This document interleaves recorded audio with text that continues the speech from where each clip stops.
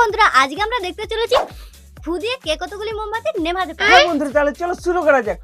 প্রথমে আমি 5টি মোমবাতি জ্বালিয়ে নিলাম, চলো দেখি কতগুলো আমি নেভাতে পারি। এ তো আমি দেখছি সব মোমবাতি গুলো নিভিয়ে দিয়েছি। তুই কি ভাবলিস তুই জিতে যাবি? না, কখনো না। চলো বন্ধুরা, এবার দেখা যাক আমি 5টি মোমবাতি নেভাতে পারছি কিনা।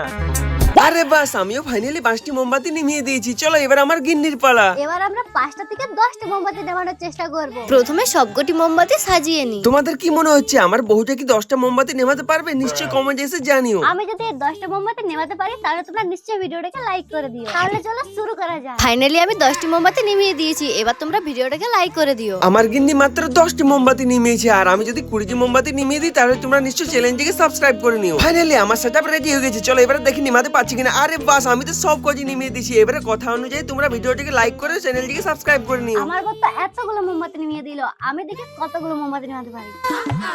এই যা, আমি তো হেরে গেলাম। আর আমি খেলবো না। আজকের ভিডিওটা এখানে সমাপ্ত করলাম। আসছে বছর আবার দেখা হবে।